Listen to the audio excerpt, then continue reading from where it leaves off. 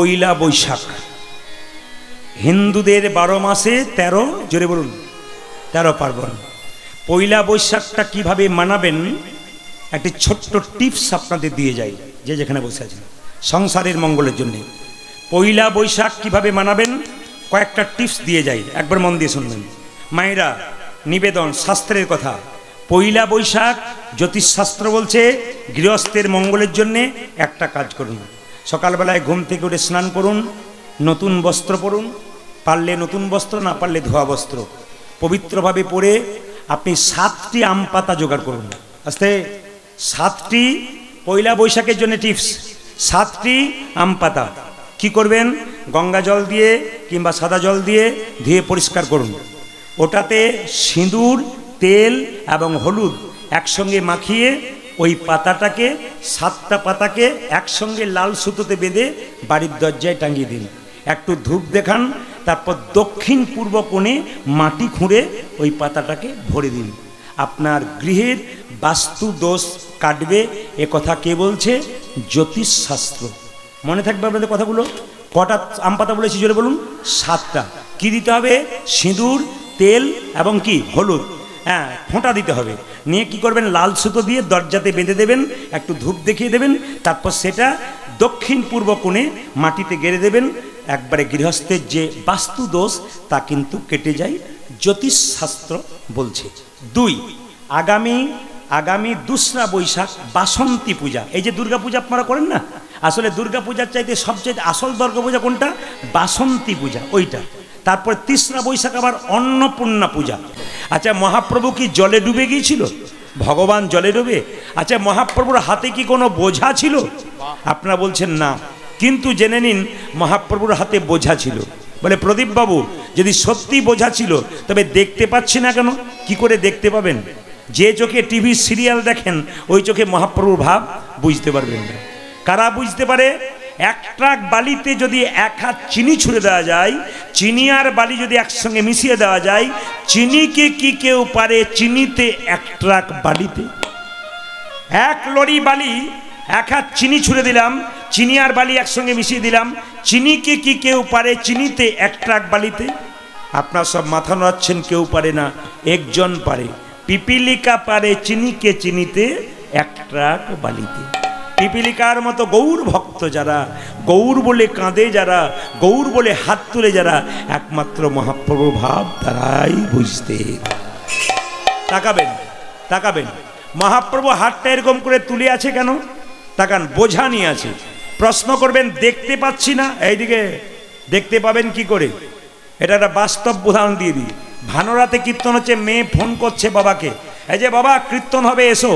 বাবা মেয়ের বাড়ি এলো, মেয়ে যা যা খেতে ভালোবাসে তাই আনলো, কিন্তু মেয়ের জন্যে বাবা আরেকটা জিনিস আনলো যেটা মেয়েও দেখতে পেল না, বাবাও দেখতে পেল না, দুজনে অনুভব করলো। সেটা কি বলুন তো? প্রেম আর ভালোবাসা। মেয়ে কত বাবাকে ভালোবাসে আর বাবা মেয়েকে কত ভালোবাসে, এটা অনুভবের বিষয়। মহাপ্রভু যে প্রেমের বোঝা নিয়েছে এটা ভক্তগণ বুঝতে পারে, অনুভবের বিষয়। যীশু খ্রিস্টের জন্মদিন জানা আছে, ওই দিন বাড়ি বাড়ি বাক্স বাক্স কেক আনা হয় আর কাটা হয়। কিন্তু সবচাইতে লজ্জার ব্যাপার, মহাপ্রভু কবে জন্ম নিল এইটা আমাদের অনেকেরই জানা নেই। ও মায়েরা, দোল পূর্ণিমার দিনে যখন মাছ মাংসের দোকানে লোকে ভিড় করে, তখন মহাপ্রভু জন্ম নিয়েছে। আমাদের লজ্জার ব্যাপার এইটাই যে দোল পূর্ণিমার দিনে ভগবান এলেন, অথচ আমরা কত দুষ্ট লোক, আমরা জানতেই পারলাম না দোল পূর্ণিমা মানে আমরা ভাবি রং খেলার মারামারি আর কাদা ছোড়াছড়ি, এইটাই আমরা জানি। একবারও বিচার করি না যে আজকে স্বয়ং ভগবান এসছেন, যার জন্য আপনারা কীর্তন শুনতে আসতে পারলেন। তিনি যদি না আসতেন এই হরিবাসর কোনোদিন ভরে উঠত না। সব কিন্তু মহাপ্রভুর কৃপা। এই জন্য আপনাদের সামনে নিবেদন রইল, কীর্তন শুনতে এলে প্রণাম করে বসবেন, আর যখন উঠবেন তখন প্রণাম করে উঠবেন। এ প্রত্যেকের কাছে নিবেদন। আপনি ভাগবত পাঠ শুনতে যান, হরিনাম শুনতে যান, সবার কাছে নিবেদন রইল, প্রণাম করে বসবেন। উঠবার সময় প্রয়োজন হলে উঠবেন, কিন্তু প্রণাম করে উঠবেন। না না, কীর্তনিয়াকে নয়, স্বয়ং মহাপ্রভুকে। অনেকে বলে দাদা চটির উপরে বসে থাকি প্রণাম করব কি করে? না না, এ এক গন্ডগোল। কেন? কমিটি যদি ব্যবস্থা করে যে চটিগুলো ওখানে রেখে আসুন, তারপর কীর্তন শুনবেন, তো কিছু আবার বাজে লোক আছে যারা দেখবেন পুরানো চটিগুলোকে দিয়ে নতুনগুলো নিয়ে ঘর যায়, এরকম পার্টি আছে আর কি। এদের জন্যে কমিটি পারে না। তাছাড়া দেখবেন কীর্তনে আসর থেকে কেউ উঠে গেলে এইখানে বুঝতে পারবেন তার সবচাইতে প্রিয় জিনিসটা কি। দেখবেন উঠবে তখন চটিটাকে হাতে নিয়ে এরকম করে উঠবে, দেখবেন আপনারা, কিংবা এরকম করে খুব আদর করে উঠবে, চটি খুব প্রিয়। না না, প্রণাম করে বসবেন, প্রণাম করে উঠবেন। 1407 শতাব্দের ফাল্গুন মাসের পূর্ণিমা তিথিতে মহাপ্রভু জন্ম নিল। বারটা কি ছিল? কেউ বলে শুক্রবার, কেউ বলে শনিবার। কটার সময় মহাপ্রভু এসছেন? সন্ধে 5:46। সেদিন কি ছিল? আকাশে চন্দ্রগ্রহণ ছিল, ভক্তগণ গঙ্গার ঘাটে হরিনাম করছিল। সেই সময় সচিমাতার কোর আলো করে এলেন নিমাই। মায়েরা নিম গাছের নিচে জন্ম নিয়েছিল বলে আদর করে সচিমাতা নাম রাখলো নিমাই। বাবা নাম রাখলেন জগন্নাথ মিশ্র। ওরে আমার ছেলের নাম রাখলাম বিশ্বম্ভর। আবার লক্ষ্য করুন, গৌরাঙ্গ, কাঁচা সোনার মতো গায়ে রংটা, ভক্তগণ নাম রাখলেন গৌরাঙ্গ। মায়েরা প্রথম বিয়ে হয়েছিল একটা মেয়ের সঙ্গে, বল্লভাচার্যের কন্যা, তার নাম লক্ষ্মীপ্রিয়া। দ্বিতীয় বিয়ে হয়েছিল কার সঙ্গে? বিষ্ণুপ্রিয়ার সঙ্গে। লক্ষ্মীপ্রিয়া 5 বছর সংসার করার পর তাকে সাপে কেটে সে মারা গেল। তখন বল্লভাচার্যের কন্যা মারা যাবার পর জগন্নাথ মিশ্রের কন্যা, সনাতন মিশ্রের কন্যা বিষ্ণুপ্রিয়ার সঙ্গে তার বিয়ে হলো। বাবা মারা গেল। তাকান, মহাপ্রভু কি দিতে গেলেন? গয়া দিতে গেলেন। একদিকে লক্ষ্মীপ্রিয়ার গয়া, একদিকে বাবার গয়া। দিবার সময় রাস্তাতে পরিচয় হলো ঈশ্বরপুরী বিখ্যাত গুরুদেব, তার কাছ থেকে গোপাল মন্ত্রে দীক্ষিত হলেন। আর তখন থেকে নিমাই কৃষ্ণ কৃষ্ণ বলে কাঁদতে লাগলেন। কেশব ভারতীর কাছে তিনি নাম নিলেন সন্ন্যাস মন্ত্র, শ্রীকৃষ্ণ চৈতন্য প্রভু। শ্রী মানে কি? সুন্দর। কৃষ্ণ মানে কি? আকর্ষণ। চৈতন্য মানে কি? চেতনা। যিনি প্রত্যেকটা জীবের মধ্যে কৃষ্ণ নামের চেতনা জাগিয়ে দেবেন, তিনি শ্রীকৃষ্ণ চৈতন্য মহাপ্রভু। সবাই মিলে বলুন, গৌরাঙ্গ মহাপ্রভু কি? না না, জয়টা জোরে বলবেন, গৌরাঙ্গ মহাপ্রভু কি? বাহ, গৌরাঙ্গ মহাপ্রভু কি? এত জোরে বলবেন যেন মাঝিয়ারা পর্যন্ত যায়। জোরে বলুন, গৌরাঙ্গ মহাপ্রভু কি? এখন বেড়েছে। শ্যাম সুন্দর কি? মদন মোহন কি? মহাপ্রভু জন্ম নিলেন, আস্তে আস্তে বড় হলেন। নিতাই চাঁদকে ডেকে বললেন, দাদা হরিনাম দাও। কিভাবে? নয়নে দেখিবে জারি, কৃষ্ণ নামে দেবে তারে। নয়নে দেখিবে জারি, কৃষ্ণ নামে দেবে তারে। আমার একটি মাত্র উদ্দেশ্য আছে, হিন্দু সনাতন ধর্ম যেন এগিয়ে যায়, আপনারা যেন কৃষ্ণ ভজনমুখী হন। এমন কিছু আসরে বলবেন না, প্রত্যেকের কাছে নিবেদন রইল, যাতে কৃষ্ণ থেকে সরে যাওয়া যায়। কিন্তু এখন দেখবেন আপনারা আপনাদের এলাকাতে কিছু কিছু মানুষ আছে, ভালো ভালো মানুষ, এমন লোককে নিয়ে আসছে যারা কৃষ্ণের বিরুদ্ধে কথা বলছে, অথচ দিব্যি বসে বসে শুনছে। আমার মাঝে মাঝে অবাক লাগে। কৃষ্ণ, আমি আমার বাবার সুনাম করবার জন্য আনলাম, কেউ যদি এসে বাবার বদনাম করে আপনার ভালো লাগবে? তাহলে ভগবানের সুনাম করার জন্য আমরা আনলাম, সবচাইতে লজ্জার ব্যাপার আপনার পাশাপাশি দেখবেন বদনাম করার জন্য নেকানা হয়।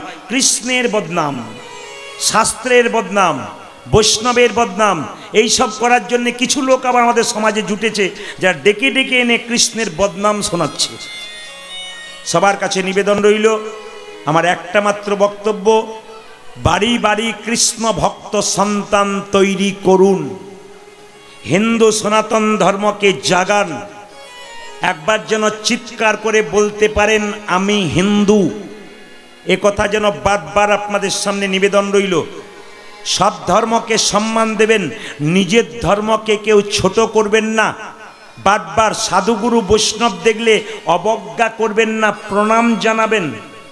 দরজাতে ভিক্ষা করতে গেছে, 10টা কথা আপনি দেবেন না, 10টা কথা শোনানোর আপনার দরকার নেই।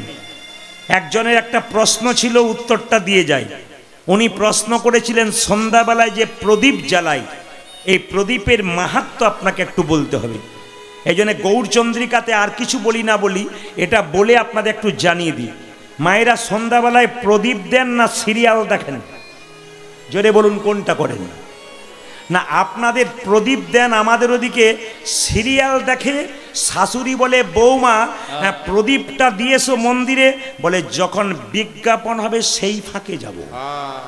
মানে বিজ্ঞাপন চলছে, প্রদীপ নিয়ে দৌড়াচ্ছে, মন এইদিকে নাই, কান এইদিকে নাই, ওইখানে আছে, আবার আরম্ভ হয়ে গেল নাকি? না না, আমি আপনাদের কাছে বারবার বলছি, ওই সিরিয়ালের নাম না লিখিয়ে এই সিরিয়ালে লিখুন, দেখবেন আনন্দের সীমা নাই। আপনি আপনার ছেলেকে কিছু সংস্কার শিখিয়ে যান, মেয়েকে কিছু সংস্কার শিখিয়ে যান, সমাজে ছেলে মেয়েরা খারাপ হবে না যদি কৃষ্ণ ভক্ত করতে পারেন। বারবার নিবেদন রইল, বাড়িতে কেউ এলে বাচ্চাকে বলবেন আগে সবাইকে প্রণাম কর। আপনার বাচ্চা সকালবেলায় ঘুম থেকে উঠবে, পিঠে একটা 25 কেজির ব্যাগ দিয়ে ওই স্কুলে পাঠানোর আগে বলবেন মন্দিরে গিয়ে একবার প্রণাম কর, দাদু ঠাকুমাকে প্রণাম কর, আমাকে তোর বাবাকে প্রণাম কর। আপনি বাড়ি থাকবেন না, কোথাও যাবেন, আপনার বাড়িতে দুজন এসছে, আপনার ছেলে ওদেরকে প্রণাম করবে, তখন মা এলে বলবে আপনার ছেলে খুব ভালো। বলে কেন? এসেছে আর আমাকে প্রণাম করেছে। বলুন আপনার গর্ব হবে না দুঃখ হবে? জোরে বলুন। তাহলে আপনি যদি নিজেকে মনে করেন যে আমি ভালো ছেলের মা হব, তাহলে আপনাকে ভালো ছেলে তৈরি করে দিয়ে যেতে হবে। এই বারবার বলে রাখি। এই জন্যে মায়েরা, ভালো ছেলে তৈরি করতে গেলে মাকে তো ভালো হতে হবে। ঈশ্বরচন্দ্র বিদ্যাসাগরের মা খালের মা নয়, বিলের মা নয়, সাগরের মা। কেন? এমনি এমনি মা হওয়া যায় না। জন্ম দিলে মা নয়, তাকে জন্ম দেওয়ার পর তার লালন পালনটা ঠিক করতে হবে। দেখুন আপনারা তাকাবেন, দেবকী কৃষ্ণকে জন্ম দিল, যশোমতী কৃষ্ণকে লালন পালন করলো। বলুন তো কার ছবি বেশি পাওয়া যায়, দেবকীর কোলে কৃষ্ণ না যশোমতীর কোলে কৃষ্ণ? জোরে বলুন। তাহলে যশোমতীর কোলে কৃষ্ণ কেন? না কৃষ্ণকে লালন পালন করেছে, কৃষ্ণকে জানতে শিখেছে। আপনি আপনার বাচ্চাকে লালন পালন করুন। বিদ্যাসাগর কলকাতা থেকে চাকরি ছেড়ে দিয়ে মায়ের অসুখের খবর শুনে দামোদর নদী পার হয়েছিল মা মা বলে। তার মায়ের জন্য একটা শাল এনেছিল, মা শালটা গায়ে নেবে, খুব ঠান্ডায় তুমি কাঁপছো, মা শালটা না নিয়ে বাক্সের ভেতরে ভরে দিয়েছিল। জিজ্ঞেস করেছিল মা তুমি শালটা নিলে না কেন? বলছে বাবা পাড়া প্রতিবেশীর কত মা ঠান্ডায় থরথর করে কাঁপছে, যেদিন ওদের জন্যে চাদর আনতে পারবি সেই দিন আমি শালটা গায়ে নেব। আর আমাদের এলাকাতে দেখবেন কোনো মায়ের জন্য ছেলে যদি চাদর আনে, সে দেখবেন 5 জনকে দেখিয়ে দেখিয়ে বেড়ায়, দেখ আমার কেমন এনেছে। ও কখনো সাগরের মা হয়? জোরে বলুন, ও সাগরের মা হয়?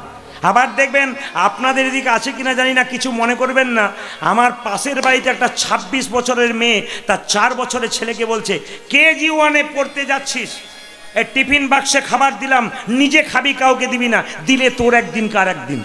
আমি কর্ম করে কষ্ট করে করবো, লোকের ছেলেকে খাওয়াবি? ছেলে বলছে মা কথা দিলাম নিজে খাবো, কাউকে দেবো না। ছেলে বড় হলো, চাকরি করলো, বিয়ে হলো, নিজে খেলো, বাবা মাকেই দিল না। না না, আপনি তো তৈরি করে দিচ্ছেন না, আপনি তো আপনার ছেলেকে তৈরি করে দিচ্ছেন। এই জন্য বলি ভালো মা হতে গেলে কি করতে হবে? মা সন্ধ্যাবেলায় লাল পেরে সাদা শাড়ি পরে প্রদীপ প্রজ্বলন করতে হবে। এর একটা লাভ কি তত্ত্ব শুনুন। কামদেব মদন তার বাবার নাম কি ছিল?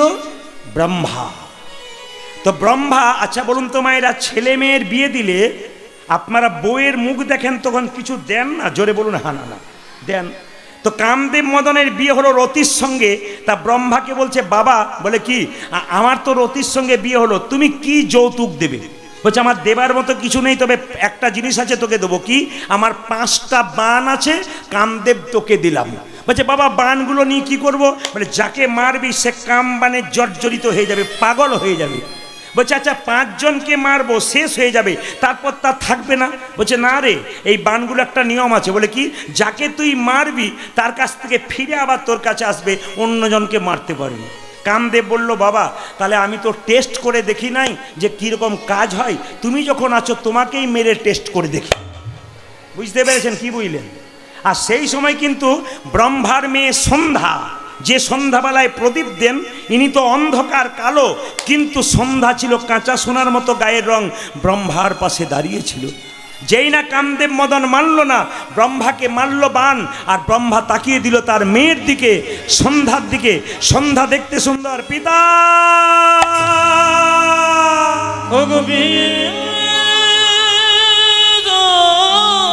পিতা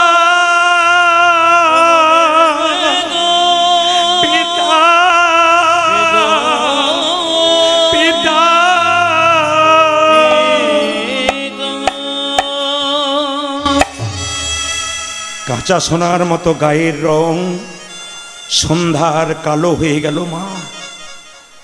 বাবা তাকিয়ে দিয়েছে কাম নয়নে মেয়ের দিকে। সন্ধ্যা কেঁদে কেঁদে বলছে, তুমি কেমন বাবা? মেয়ের দিকে কেমন আর বসে চাপালে তাকালে আমার গোটা শরীরটা কালো হয়ে গেল, এখন আমি কি করব? ব্রহ্মা বলে উঠল, মা দোষটা তো আমার নয়, দোষ হচ্ছে কামদেবের। তবে তোকে আশীর্বাদ করলাম, তুই যে কালো হয়ে গেলি, অন্ধকার হয়ে গেলি, তোর অন্ধকার দূর করার ব্যবস্থা করব। ভালো করে শুনবেন, এই পৃথিবীতে যখন সূর্য ডুবে যাবে, তুই অন্ধকার সন্ধ্যা নেমে আসবি, তোর অন্ধকার দূর করবে কুলবতী রমণীরা। যদি সংসারের গৃহস্থের, ব্রহ্মা বললেন আপনাদের জন্য, যদি গৃহস্থের সংসারের কোনো কুলবতী রমণী সন্ধ্যাবেলায় ভক্তি ভরে প্রদীপ দেখায়, তবে তার সংসারের মঙ্গল হয়ে যায়। এই জন্য প্রত্যেকের কাছে নিবেদন রইল, মা সন্ধ্যাবেলায় মা হয়ে আচার বিচার পালন করুন, সন্ধ্যা প্রদীপ দেন, ভক্তি করুন, আপনার বাচ্চা আপনার কাছ থেকে শিখবে। বাঘিনী যখন বাচ্চাকে সাঁতার শেখায়, বাচ্চাগুলো জলে নামে না, আগে বাঘিনী নেমে যায়, তারপর বাচ্চাগুলো নামে। কেন? ওরা জানে মা নেমে গেছে, আর কোনো ভয় নাই। আপনারা যদি ধর্মের পথে নেমে যান, বাচ্চাগুলো আপনার নামবে। দাদা ভাইরা তো কর্মের জন্য বাইরে যায়, আপনারা ধর্মকর্ম করুন, আপনার লক্ষ্মী স্বরূপিণী আপনাদের জন্য সংসার বেঁচে আছে। এ হলো সন্ধ্যা প্রদীপ। তবে একটা কথা বলি, প্রদীপ যখন জ্বালাবেন তখন এই যে ঘিয়ের প্রদীপ ভগবানের বাঁ দিকে, আর তেলের প্রদীপ ভগবানের ডান দিকে। কি বললাম? ঘিয়ের প্রদীপ ভগবানের বাঁ দিকে, আর তেলের প্রদীপ ভগবানের ডান দিকে। প্রদীপ নিচে রাখতে নাই, কোনো কিছুর উপর রাখতে হয়। খুব মঙ্গল হয় যদি ধানের ওপরে, চালের ওপরে বা গমের ওপরে প্রদীপ রাখেন। সামান্য চাল দিলেন, সামান্য গম দিলেন, সামান্য ধান দিলেন, তার উপর প্রদীপ লাগলে আপনার সব চাইতে মঙ্গল হয়। মায়েরা, প্রদীপ যখন জ্বালাবেন চুল খুলে কেউ জ্বালাবেন না। প্রদীপ যখন নেভাবেন, যদি নেভান ফুঁ দিয়ে কেউ প্রদীপ নেভাবেন না। যদি সলতে শেষ হয়ে যায় অথচ তেল থাকে, নতুন সলতে দেবেন। সলতে রয়ে গেল, তেল নাই, আবার আপনি নতুন করে তেল দিতে পারেন। এই জন্য আপনাদের কাছে নিবেদন রইলাম, সন্ধ্যাবেলায় সবাই সন্ধ্যা প্রদীপ দেবেন। মহাপ্রভু আজকে নবদ্বীপের পথ দিয়ে যাচ্ছেন, আর সবাইকে বলছে নিতাই চান, তোমরা লৌরে কি শরীর প্রেম নিতাই ডাকে আই। বাবা কিছু মনে করবেন না, মৃত্যুর আগে আমাদের সকলের কাছে 4-5টা চিঠি আসে। বলবো না, বাদ দিয়ে দেবো। চিঠিগুলো বলে দিই কি কি চিঠি আসে। এইদিকে কারো মৃত্যুর আগে 4-5টা চিঠি আমাদের সামনে যমরাজ পাঠায়। 1 নম্বর চিঠি কি? চুল পাকা। 2 নম্বর চিঠি কি?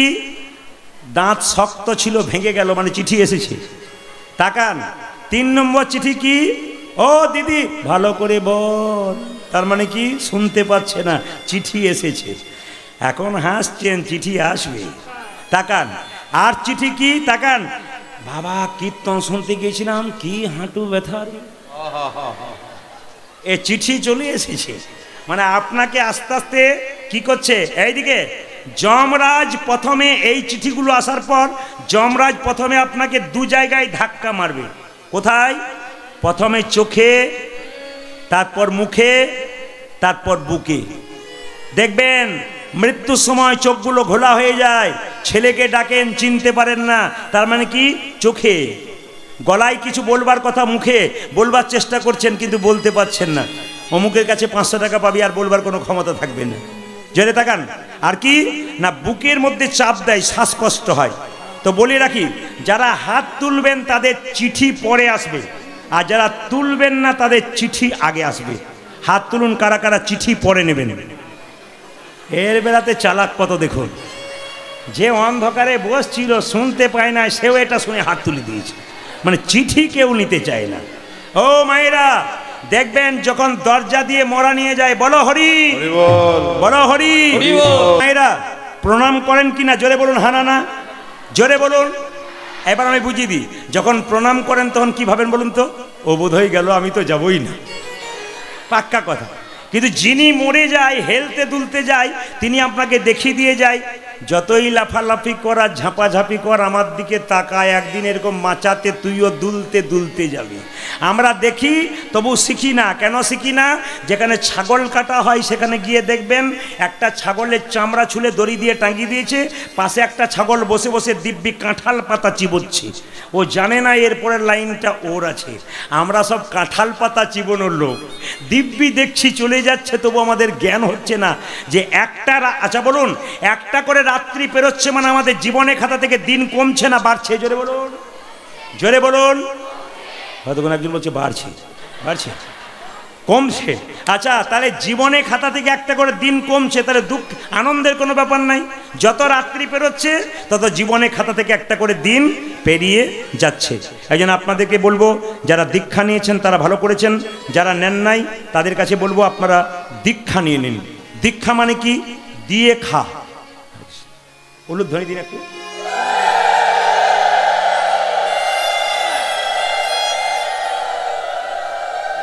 আচ্ছা দীক্ষা যারা নিয়েছেন তাদের জন্য বলে রাখি, আচ্ছা দীক্ষা নেওয়া মানে এই নয় যে আপনি দাদা কার কাছে, অমুক গোস্বামীর কাছে দীক্ষা নিলাম না। দীক্ষিত ব্যক্তি যে ব্রাহ্মণের কাছে মন্ত্র নেবে তা নয়। শাস্ত্র বলে দিয়েছে কিবা বিপ্র কিবা শূদ্র ন্যাসিক জ্ঞানে নয়, কৃষ্ণ তত্ত্ববেত্তা যেই সেই গুরু হয়। মায়েরা গুরু ব্রাহ্মণ হবে বৈষ্ণব হবে তা নয়, যে কেউ হতে পারে। যে কৃষ্ণ তত্ত্ব ভালো জানে তাকে গুরু করা দরকার। কেন? আপনি কোনো প্রশ্ন জানবেন, উত্তর দেবার চেষ্টা করবে না, সেরকম গুরু আপনারা করবেন না। এবার আপনাদের বলে যাই, মন দিয়ে শুনে দিন। দীক্ষা যারা নিয়েছেন তাদের কাছে বলবো, দীক্ষা নিলে ভগবানকে দিয়ে তারপর খেতে হয়। স্নান করবেন, ভগবানের চরণে তুলসী পত্র দেবেন, বাতাসা দেবেন, ভগবানকে দিয়ে খাবেন, তবে আপনার দীক্ষা নেওয়া সার্থক হবে। আমার দিকে তাকাবেন। কিছু কিছু গুরু আছে, অপরাধ নেবেন না। গুরু যদি আপনার বাড়ি আসে, তিনি খালি হাতে আসেন না মিষ্টির প্যাকেট নিয়ে আসেন? জোরে বলুন, জোরে বলুন। আপনাদের খালি হাতে আসে। কিন্তু পণ্ডিতগণ বলছেন যে আপনি যখন গুরু বাড়ি যাবেন তখন খালি হাতে যান। জোরে বলুন। তাহলে গুরু আপনার কে?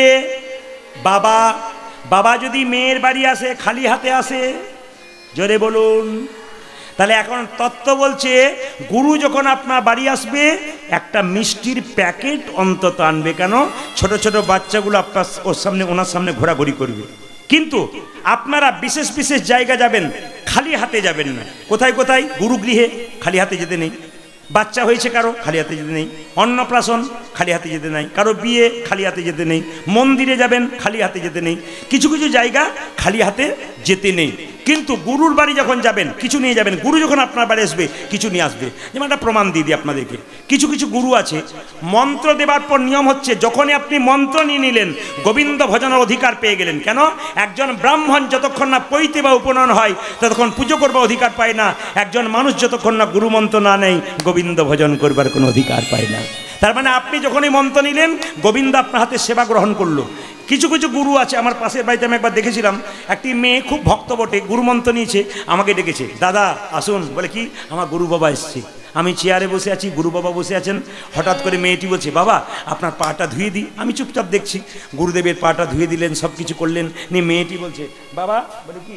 বাবা। বলে কি? জল দিয়ে পাটা ধুয়ে দিলাম, একটু জল খান, একটু জল সেবা করুন। তখন গুরু বলছে, তোর হাতে জল সেবা করব না। বলে কেন? তোর এখনো ঠিক মতন ভজন সাধন হয় নাই। তখন মেয়েটি বলছে, তাহলে একটা মিনারেলস ওয়াটারের বোতল দিয়ে দিই। বলছে হ্যাঁ কোনো অসুবিধা নাই। যেই না গুরুকে দিতে গেছে অমনি মেয়েটি বলছে, বাবা আপনি তো এই বোতলে জল খাবেন, কিন্তু আমার একটা প্রশ্ন আছে। বলে কি? এই বোতলে যে জলটা ভরেছে সে কোন জাতের লোক আপনি কি করে বুঝলেন? জোরে বলুন, জোরে বলুন। কোন জাতের লোক কি করে বুঝলেন? আচ্ছা সে পায়খানা কাপড়ে ভরেছে না ভালো কাপড়ে ভরেছে কি করে বুঝলেন? আমার হাতে খাবেন না এই জলটা? গুরু বলছে দরকার নেই, গ্যাস সিলিন্ডার দিয়ে দে, আমি কল থেকে জল এনে রান্না করে খাবো। মেয়েটি বলছে তাতেও বিপদ আছে। বলে কেন? গ্যাস সিলিন্ডারটাতে কালকে মাছ মাংস রান্না হয় নাই, আপনি কি করে জানলেন? দরকার নেই, মুড়ি দিয়ে দে, খাবো, চলে যাব।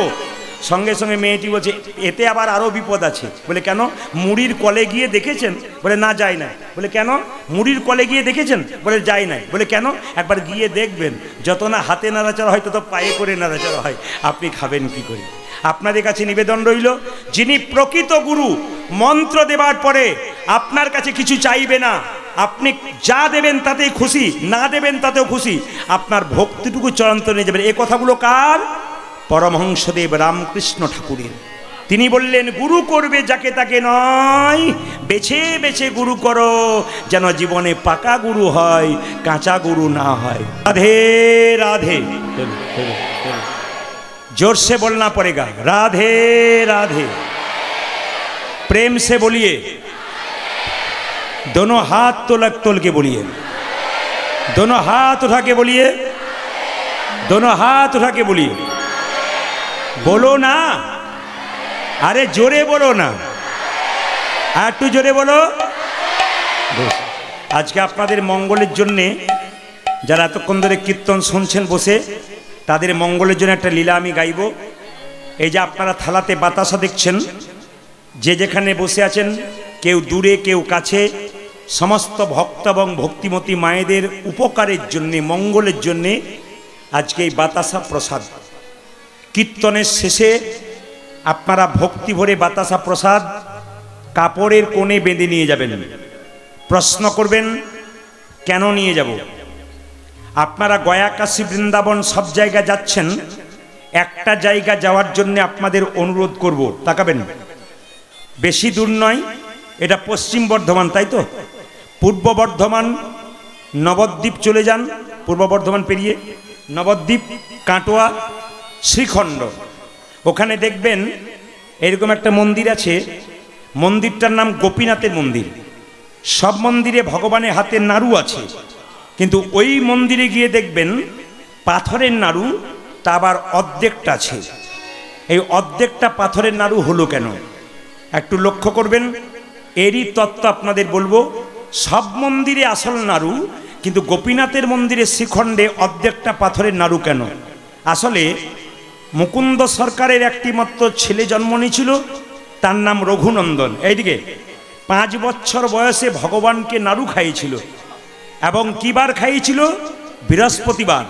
রঘুনন্দনের জন্ম কিবার হয়েছিল? বৃহস্পতিবার। তাই আপনারা কীর্তন শোনার পর এই প্রসাদটা সবাই কাপড়ের কোণে বেঁধে নিয়ে যাবেন, দাদা ভাইয়েরা পকেটে নিয়ে যাবেন, বাড়িতে কোনো কৌটোর ভেতরে লক্ষ্মী মন্দিরে বা যে কোনো জায়গাতে পবিত্র করে রেখে দেবেন। আপনার বাচ্চা যদি বাড়ির খুব চঞ্চল হয়, আমি আসরে দাঁড়িয়ে গ্যারান্টি দিলাম, আপনার বাচ্চাকে প্রতি বৃহস্পতিবার এই বাতাসা প্রসাদ 1 টুকরো করে নেবেন, একটা তুলসী পত্র নেবেন, বৃহস্পতিবার সকালবেলায় স্নান করিয়ে মন্দিরে বসিয়ে 1 ঘটি জল দিতে বলবেন তুলসী গাছে, নিয়ে তাকে একটা তুলসী পত্র দিয়ে কপালে ঠেকিয়ে 3 বার বলবেন জয় গোপীনাথ, জয় গোপীনাথ, জয় গোপীনাথ, তারপর মুখে দেবেন। 1 বছর করুন, আপনার বাচ্চা চঞ্চলতা দূর হবে। আপনার বাচ্চার ভালো মাথা ছিল না পড়াশুনোতে, আস্তে আস্তে মতি হবে গোবিন্দের চরণে, পড়াশুনো ভালো হবে। তাকে 6 ঘন্টা পড়তে হবে না, 3 ঘন্টাতে হবে। আপনার বাড়ির কেউ অসুস্থ, হাঁটু ব্যথা, কোমরে ব্যথা, খুব কষ্ট পাচ্ছি, দেখে নেবেন আপনারা প্রমাণ, আপনার ওষুধ খাওয়ান, তার সঙ্গে সঙ্গে গোপীনাথের প্রসাদটা ভক্তি ভরে একটা তুলসী পত্র দিয়ে তার মুখে জয় গোপীনাথ বলে দেন। প্রতি বৃহস্পতিবার আপনার লাভ আছে। যদি বাড়িতে অশান্তি আছে, আপনি এক কাজ করুন, এই বাতাসাটা নিয়ে গিয়ে বৃহস্পতিবার দিন তুলসী গাছের গোড়াতে গুঁড়ি করে ভেঙে দেবেন। প্রতিদিন 1 ঘটি করে জল তুলসী মন্দিরে দেবেন, তুলসী পরিক্রমা করবেন, দেখবেন 1 বছর পরে আপনার বাড়িতে শান্তি ফিরে আসছে। আমি বলি নাই, রঘুনন্দন লীলা যদি কেউ পড়াশুনো করেন তাহলে পরিষ্কার জানতে পারবেন, এগুলোর ব্যাখ্যা দেওয়া আছে, আমি সংক্ষিপ্তভাবে বললাম মাত্র। প্রশ্ন করবেন প্রদীপবাবু, একটি মাত্র বাতাসা 1 বছর হবে কি করে? এও প্রশ্ন। কি আপনি বাড়ি নিয়ে যাবেন একটা বাতাসা, আর বৃহস্পতিবার দিন 1 কেজি বাতাসা কিনে তো হরি মন্দিরে একটু কি করবেন, হরি লুট দিয়ে দেবেন, ওই বাতাসা বাড়ির বাচ্চাকে দেবেন, তারপর কৌটোর মধ্যে রেখে দেবেন, এই বাতাসা মিশিয়ে দেবেন, দেখবেন আপনাদের 1 বছর আরামসে হবে। শেষ হয়ে গেলে আবার আপনি হরি লুট দেবেন। সবাই কিন্তু বাতাসা প্রসাদ পাবেন, কারণ কমিটি এখানে বাতাসা প্রসাদ অনেকে এনেছে, আপনাদের শেষে দিয়ে দেবে, আপনার সবাই প্রসাদ পেয়ে যাবেন আপনাদের কাছে। যারা সৎ মা তাদের নেবার দরকার নাই, যারা আসল মা তারা তো নেবেনই। ছেলের মঙ্গলের জন্য মা কি না করে, জোরে বলুন গোপীনাথ জিউ কি, গোপীনাথ জিউ কি, একটু গোপীনাথ জিউ কি, রাধা রানী কি, রাধে রাধে রাধে রাধে। বেশ, প্রসাদ পরে হবে, এখন আমরা লীলাটি শুনবো। বর্ধমান জেলার শিখরণ্ড গ্রামের 2 ভাই, আমি কিন্তু মাঝে প্রশ্ন করব। বড় ভাইয়ের নাম মুকুন্দ সরকার, এইদিকে বড় ভাইয়ের নাম মুকুন্দ সরকার, ছোট ভাইয়ের নাম নরহরি সরকার। এখানে যারা কীর্তন শুনতে এসছেন কেউ না কেউ কোনো কাজ করেন দাদা ভাইরা। তা মুকুন্দ সরকার কি করে, কবিরাজি চিকিৎসা করে, আর তার ভাই কম্পাউন্ডারি করে। একদিন ছোট ভাই নরহরি বলছে, দাদা একবার শ্রীখণ্ডে থেকে নবদ্বীপে শ্রীবাসঙ্গনে গেলে হয় না? দাদা কবিরাজ বলছে, শোন কি করে যাবি, এখনকার দিনে যেমন মোটরসাইকেল সাইকেল টোটো অটো আছে, তখন তো তা ছিল না, হেঁটে হেঁটে যেতে হতো। বড় ভাই বলছে, যেতে পারবি না রে, অনেক রাস্তা, কোনো গাড়ির জোগাড় নেই, পা ফুলে যাবে। ছোট ভাই বলছে, দাদা সাধুগুরু বৈষ্ণবের মুখে শুনেছি কেউ যদি হরিনাম করতে করতে চলে যায় তার রাস্তা খাটো হয়ে যায়। দেখে নেবেন আপনারা, অনেক রাস্তা যখন যাচ্ছেন আপনি হরিনাম করতে করতে চলে যান, দেখবেন রাস্তা কখন খাটো হয়ে গেছে আপনি ভাবতেই পারবেন না, টেনশন মুক্ত হয়ে যাবে। মুকুন্দ সরকার বড় ভাই আগে আগে যাচ্ছে, আর ছোট ভাই নরহরি পেছন পেছন যাচ্ছে কীর্তন গাইতে গাইতে। কোথায়? শ্রীখণ্ড থেকে নবদ্বীপ শ্রীবাসঙ্গনে। সবাই মিলে চলুন আমরা যাই। কৃষ্ণ কেশব কৃষ্ণ কেশব কৃষ্ণ কেশব তাই নাম, রাম রাঘব রাম রাঘব রাম রাঘব। হরে কৃষ্ণ কৃষ্ণ কৃষ্ণ হরে হরে, হরে রাম রাম রাম হরে হরে। কৃষ্ণ কেশব কৃষ্ণ কেশব কৃষ্ণ কেশব তাই নাম, রাম রাঘব রাম রাঘব রাম রাঘব রক্ষমাম। হরে কৃষ্ণ কৃষ্ণ কৃষ্ণ হরে হরে, হরে রাম রাম রাম হরে হরে। এখানে এসে আমি খুব খুশি। কেন খুশি? এখন আর এরকম মানুষ পাওয়া মুশকিল। এত বয়োবৃদ্ধ মানুষ, প্রণাম রইল আপনার কোটি কোটি কোটি চরণে। এখন এরকম মানুষ পাওয়া মুশকিল। এরকম মানুষ থাকবে বলে দেখুন, 30 বছরের ছেলে 5 বার উঠবে আর 6 বার বসবে। কেন বলুন তো? কোমরে ব্যথা, হাঁটু ব্যথা, এনার দিকে তাকান তাকান। আমার তো মনে হয় 80-85 বছর বয়স হয়ে গেছে। তাকিয়ে দেখুন কি অবস্থা, কি সুন্দর চুপচাপ বসে আছে। আর 30 বছরের যুবক দেখবেন খালি উঠবে আর বসবে।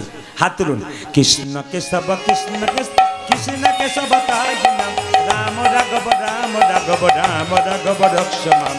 হরে কৃষ্ণ কৃষ্ণ কৃষ্ণ কৃষ্ণ হরে হরে, হরে রাম রাম রাম হরে হরে।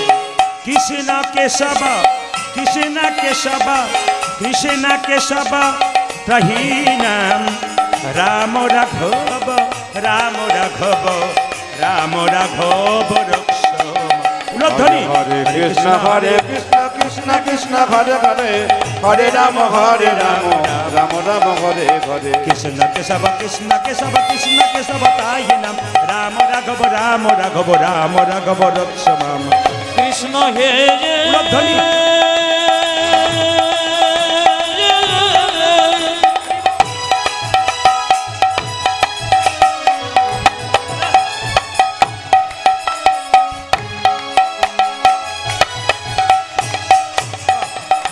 কৃষ্ণ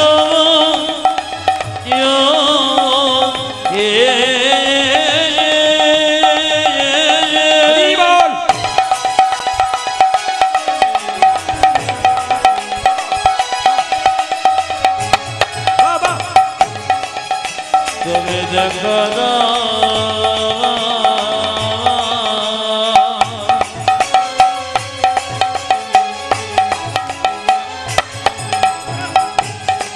কৃষ্ণ কৃষ্ণ হে কৃষ্ণ কৃষ্ণ হে কৃষ্ণ। সবাই মিলে হাত তুলুন। এই গানটি গুরুদেবের গান, রামকৃষ্ণ দেবের লেখা গান। সবাই একসঙ্গে হাত তুলুন, একসঙ্গে একসঙ্গে হাত তুলবেন, হাততালি দেবেন সবাই মিলে। বাহ বাহ, উলধ্বনি দেবেন।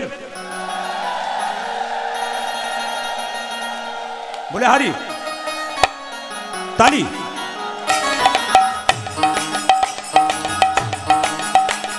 বাহ, উলধ্বনি।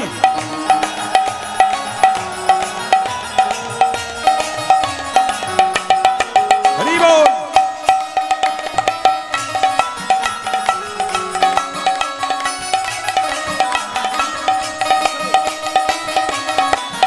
বাহ, হাত তুলে।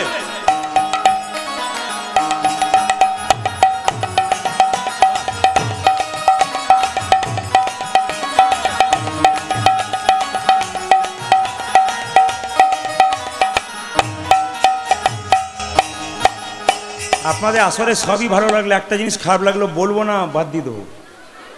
না বলাটাই ভালো, একদিনের জন্য এসেছি, আমি তো না বলে যাবই না।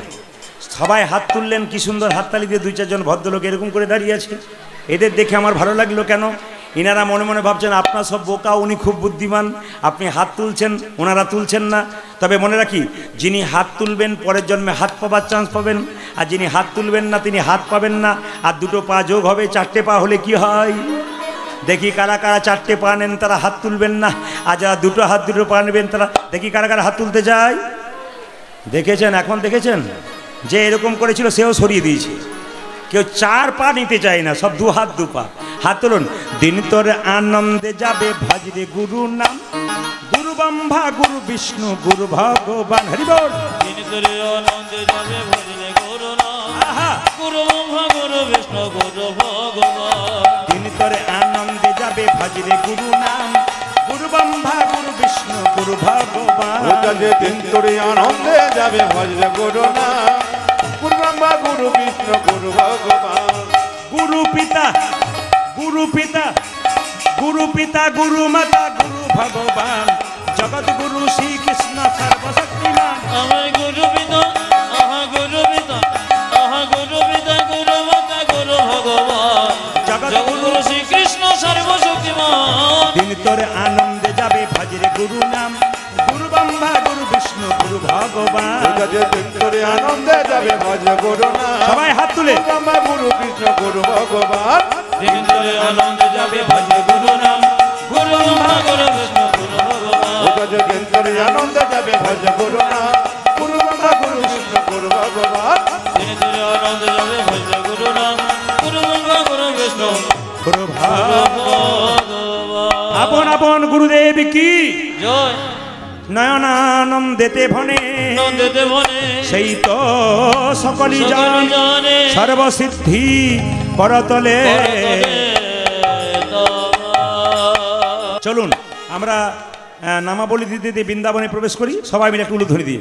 চল রে চল মন, হরি দর্শন, জয় রাধে জয় কৃষ্ণ জয় বৃন্দাবন। হরি বল। চলো রে চলো রে চলো হরি দর্শন, জয় জয় রাধে রাধে জয় কৃষ্ণ জয় জয় বৃন্দাবন। চল রে চল মন, হরি দর্শন, জয় রাধে জয় কৃষ্ণ জয় বৃন্দাবন। ধ্বনি। পূজাকে কর চলো রে যামার মন, হরে দর্শন, জয় রাধে জয় কৃষ্ণ সবাই জয় বৃন্দাবন।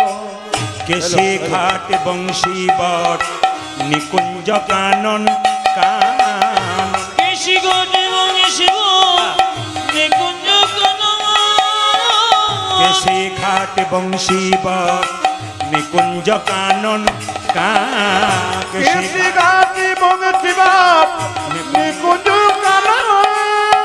যেথাই হোলি খেলে আমার সিনন্দে নন্দন, আর যেথায় হরে খেলে আমার সে নন্দে নন্দন। উজাজি যেথা হোলি খেলেন আমার নন্দে নন্দন।